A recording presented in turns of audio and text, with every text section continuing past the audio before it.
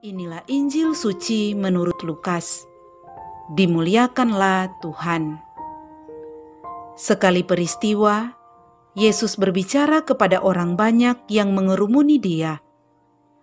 Angkatan ini adalah angkatan yang jahat. Mereka menuntut suatu tanda, tetapi mereka tidak akan diberi tanda selain tanda Nabi Yunus. Sebab sebagaimana Yunus menjadi tanda bagi orang-orang Niniwe, demikian pula lah Anak Manusia akan menjadi tanda bagi angkatan ini. Pada waktu penghakiman, ratu dari selatan itu akan bangkit bersama orang dari angkatan ini, dan ia akan menghukum mereka. Sebab ratu ini datang dari ujung bumi untuk mendengarkan hikmat Salomo, dan sungguh, yang ada di sini lebih besar daripada Salomo. Pada waktu penghakiman, orang-orang Niniwe akan bangkit bersama angkatan ini dan mereka akan menghukumnya. Sebab orang-orang Niniwe itu bertobat waktu mereka mendengarkan pemberitaan Yunus. Dan sungguh, yang ada di sini lebih besar daripada Yunus. Demikianlah sabda Tuhan. Terpujilah Kristus.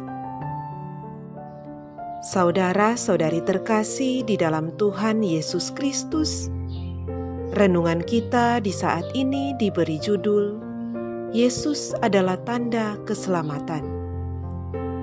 Saudara-saudari terkasih, ada ungkapan yang mengatakan, jika mau percaya, ya percaya saja, tidak perlu syarat apapun.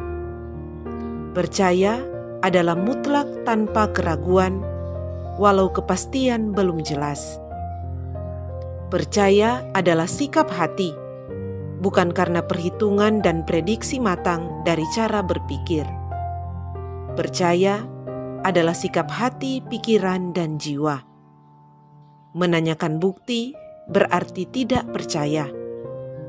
Hal serupa juga kita temukan dalam Injil hari ini.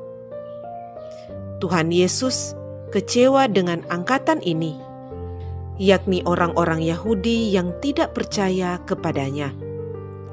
Mereka yang telah hidup bersamanya, mendengarkan pengajarannya, menyaksikan mujizatnya yang luar biasa.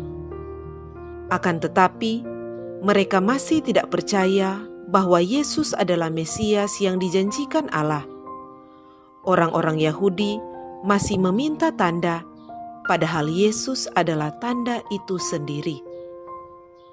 Dalam Injil hari ini, Lukas mengisahkan bahwa pada suatu kesempatan, Tuhan Yesus mengungkapkan rasa kesalnya karena orang-orang meminta suatu tanda untuk membuktikan siapakah dirinya yang sebenarnya. Mengapa mereka meminta tanda? Sebenarnya, karena mereka heran dan kagum akan semua yang sedang Yesus lakukan dalam kata dan karyanya. Segala yang Yesus lakukan ini melebihi Nabi Yunus dan melebihi hikmat Raja Salomo. Pada zaman Nabi Yunus, orang-orang Niniwe bertingkah tidak baik. Maka Tuhan mengutus Nabi Yunus untuk menyampaikan pesan kepada orang-orang Niniwe bahwa dalam waktu 40 hari, jika Niniwe tidak bertobat, maka Niniwe akan dihancurkan. Apakah yang terjadi selanjutnya? Niniwe berpuasa dan akhirnya bertobat. Tuhan Allah memberikan keselamatan kepada Niniwe karena mereka bertobat setelah mendengarkan Nabi Yunus. Orang-orang Niniwe melihat Nabi Yunus sebagai utusan dari Allah. Sekarang di hadapan mereka berdiri seseorang yang melebihi Yunus dan Salomo. Jika mereka tidak percaya kepada Yesus, maka pada masa penghakiman kelak, orang asing akan bangkit seperti Ratu Syeba menghukum mereka orang-orang Yahudi. Saudara-saudari terkasih, Tuhan Yesus adalah tanda bagi dunia bahwa kerajaan Allah sudah datang. Namun kita seringkali menjadikan diri kita orang yang kurang percaya. kita cenderung menuntut tanda yang dapat ditangkap oleh indera. Padahal, kehidupan kita merupakan tanda kasih Allah bagi kita. Kesehatan, kesuksesan, dan berkat yang kita terima adalah tanda rahmat dari Allah. Setiap bentuk peristiwa dan pengalaman hidup merupakan tanda kasih Allah bagi kita.